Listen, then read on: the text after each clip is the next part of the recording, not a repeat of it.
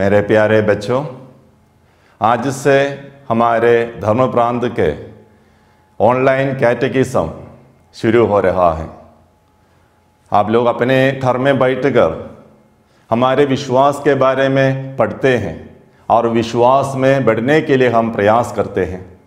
आप लोग अपने माता पिता के साथ अपने परिवार में रहते हुए और आपके माता पिता आपके लिए टीचर भी बन जाते हैं। हमारे क्रिस्तीय विश्वास ईश्वर का एक देन है और वही विश्वास में प्रशिक्षण पाना हमारा कर्तव्य है। जैसे हम बपतिस्मा ग्रहण किए और विश्वास जीवन हम शुरू किए, वही विश्वास जीवन में प्रतिवर्ष और प्रतिदिन बढ़ने के लिए हमें पढ़ाई की ज़रूरत है। कार्लो अक्वितिस ने कहा, मेरे क्रिस्तीय जीवन का मकसद ईसा मसीह के साथ जीवन बिताना है।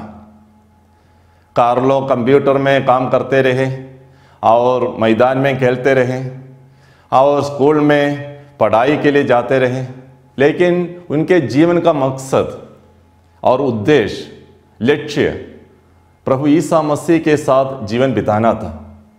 मेरे प्यारे बच्चों, आप लोग भी अपने घर में बैठकर जब कैटेकिज्म पढ़ते हैं या स्कूल के जो क्लास अटेंड करते हैं, तो आप लोग भी अपना जीवन प्रभु ईसा मसीह के साथ बिताने के लिए कोशिश करें।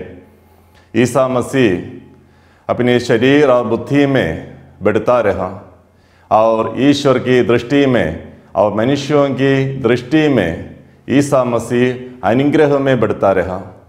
आप लोग भी इस कैटेकिज्म के द्वारा ईश्वर और मनुष्यों के अनुग्रह में बढ़ने के लिए प्रयास करें। ईश्वर आप सबको अनुग्रह प्रदान करे। हर संडे आप लोग कैटेकिज्म क्लास में लगातार अटेंड करने के लिए कोशिश करना, अच्छा से पढ़ाई करना और ईश्वर का अनुग्रह प्रचुर मात्रा में प्राप्त करने के लिए मैं आप सबके लिए प्रार्थना करता हूँ। सबको जय यीशु। धन्यवाद।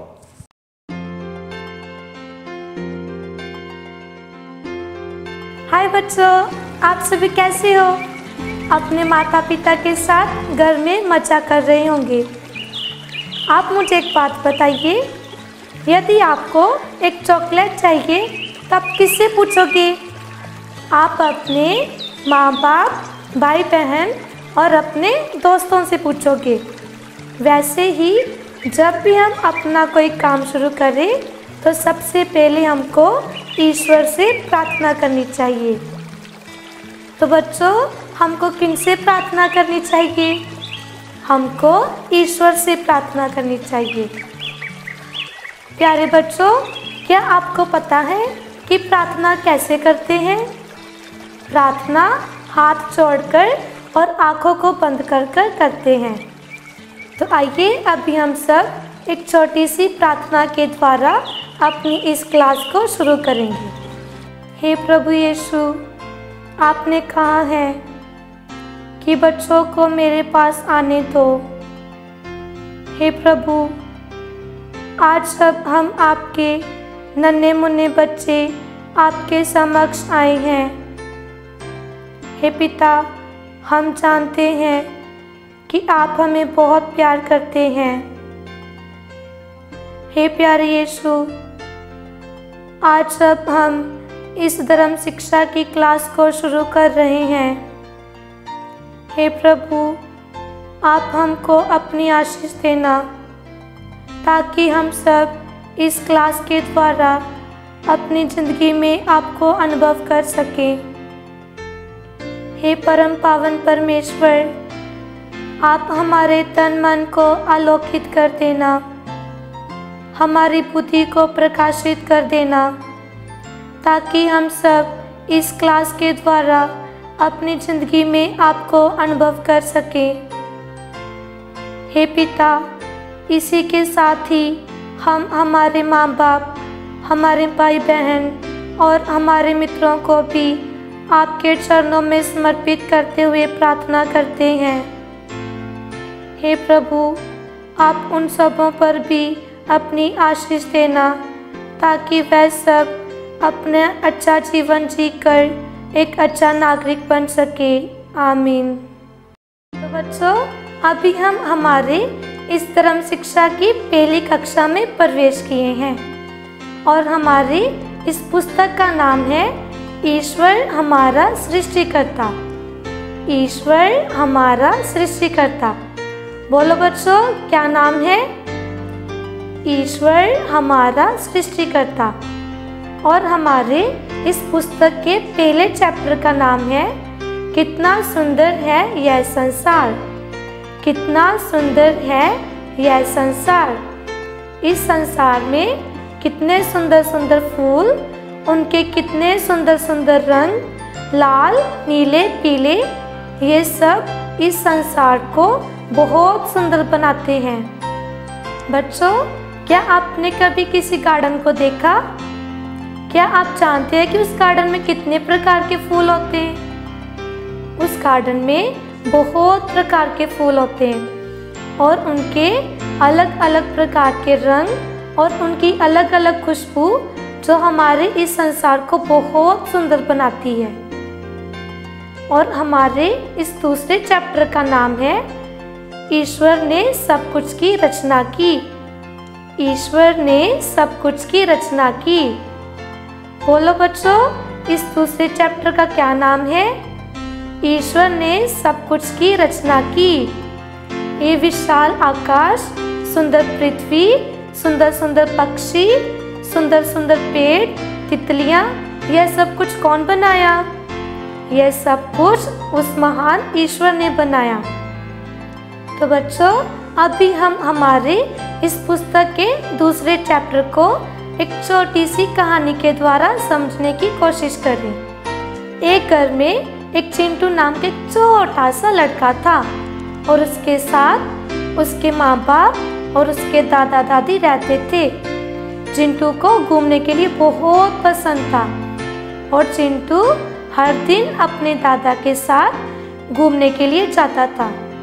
और एक दिन चिंटू ने घूमते घूमते अपने दादा से पूछा कि दादाजी, ये सुंदर संसार, ये सुंदर पेड़, ये सब कौन बनाया? तो दादाजी ने चिंटू को बताया कि ये सब कुछ उस महान ईश्वर ने बनाया और उस ईश्वर ने इन सब को शून्यता से इन सब की सृष्टि की। तो बच्चों, क्या आपको कहानी पसंद आया? और आप भी इस कहानी को दूसरों को बताना और ईश्वर को महिमा देना। और हमारे आज के तीसरे चैप्टर का नाम है ईश्वर ने मनुष्य की रचना की। तो बोलो बच्चों, हमारे तीसरे चैप्टर का क्या नाम है? ईश्वर ने मनुष्य की रचना की। ईश्वर ने किसकी रचना की? ईश्वर ने मनुष्य की रचना की। सबसे पहले ईश्वर ने पुरुष आदम और पहली स्त्री हेवा को बनाया। पहला पुरुष आदम और पहली स्त्री हेवा को बनाया। बोलो बच्चों, ईश्वर ने पहला पुरुष किसको बनाया? ईश्वर ने पहला पुरुष आदम को बनाया और पहली स्त्री हेवा को बनाया। वैसे ही ईश्वर ने मुझे, आपको और हमारे माँ बाप, हमारे दोस्तों को भी ईश्वर ने ही बनाया। तो बच्चों, क्या आपको पता है कि ईश्वर ने मनुष्य को कैसे बनाया? ईश्वर ने मनुष्य को मिट्टी से बनाया। ईश्वर ने हमको अपने प्रतिरूप और सादृश्य में बनाया क्योंकि वो हमको बहुत प्यार करते हैं। तो आइए अभी हम सब एक एक्शन सॉन्ग के द्वारा ईश्वर को धन्यवाद देते हुए उनकी स्तुति करेंगे। हाथ उठा कर स्तुति गाओ, हाथ मिला कर स्तुति गाओ, हाथ उठा कर स्तुति गाओ, हाथ मिला कर स्तुति गाओ। सबके प्रभुवर ईश्वर को हाथ जोड़ कर प्रणाम करो। सबके प्रभुवर ईश्वर को हाथ जोड़ कर प्रणाम करो। सारी सृष्टि नमन करे, सारी सृष्टि नमन करे। नन्हे मुन्ने प्यारे बच्चों हाथ फैला कर ताली बजाओ। नन्हे मुन्ने प्यारे बच्चों हाथ फैला कर ताली बजाओ। परमोन्नत की स्तुति गाओ, सब मिल प्रभु के गुण गाओ। परमोन्नत की स्तुति गाओ, सब मिल प्रभु के गुण गाओ। हाथ जोड़ कर प्रणाम करो, सारी सृष्टि नमन करे। हाथ जोड़ कर प्रणाम करो, सारी सृष्टि नमन करे। तो बच्चों, अभी हम सबों ने कितना सुंदर एक्शन सॉन्ग देखा। वैसे ही हमको हमेशा ईश्वर को धन्यवाद देते हुए उनकी स्तुति करना चाहिए। और आज के हम सबों ने इस पुस्तक के तीनों चैप्टर के द्वारा हमने यह सीखा कि ईश्वर कौन है। तो बोलो बच्चों, ईश्वर कौन है? ईश्वर हमारे पिता हैं। और इस संसार को कौन बनाया? इस संसार को ईश्वर ने बनाया। तो बच्चों, मुझे, आपको और हमारे माँ बाप को कौन बनाया? हम सबों को भी ईश्वर ने बनाया। और पहला पुरुष कौन है? पहला पुरुष आदम है। और पहली स्त्री कौन है? पहली स्त्री हेवा है। और हम सबों को ईश्वर ने कैसे बनाया? ईश्वर ने अपने प्रतिरूप और सादृश्य में हम सबों को बनाया। और ऐसे ही हम सबों को ईश्वर की ये सुंदर रचना के लिए हमेशा ईश्वर को धन्यवाद देना चाहिए और उनकी स्तुति करना चाहिए। और आइए अभी हम सब मिलकर अपने हाथों को जोड़कर, आंखें बंद कर ईश्वर को धन्यवाद देते हुए एक छोटी सी प्रार्थना करेंगे। हे प्रभु यीशु, हम आपको धन्यवाद देते हैं। आपने हम सबों को इस क्लास के द्वारा इतना कुछ सीखने को दिया। हे प्रभु, आपने हम सबों को अपने प्रतिरूप और सादृश्य में बनाया और आपने हमारे लिए इतना सुंदर संसार की रचना की। हमारे प्रति आपके असीम प्रेम के लिए आपका धन्यवाद हो।